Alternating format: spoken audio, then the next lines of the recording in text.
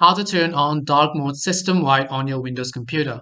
Hey everyone, welcome back to my channel Genie Guide. In today's video, I'll simply show you how you can go ahead and then turn on dark mode for all of your apps and themes on your Windows 10 or 11. So just make sure to watch this video till the end.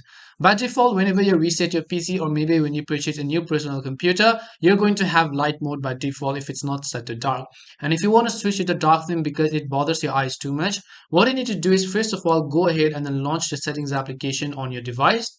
Once you launch settings, on the left hand side you'll be able to see multiple different options.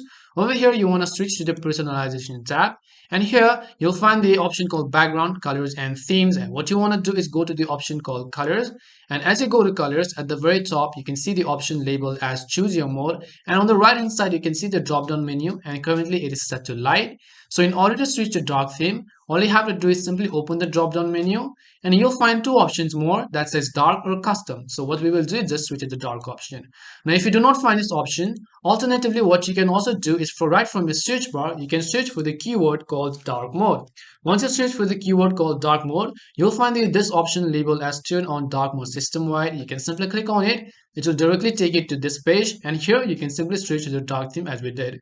Now if you want, you can also choose and turn on the transparency effects, and you can also choose an accent color, but I like leaving it to automatic so that it is going to copy the colors of my wallpaper and then turn on the accent color automatically as well. And that's how you can go ahead and then actually turn on system-wide dark mode on your Windows 10 or 11. We hope the video was really helpful. If you have any more questions, feel free to leave them down. Thank you very much for watching, and see you soon in our next video.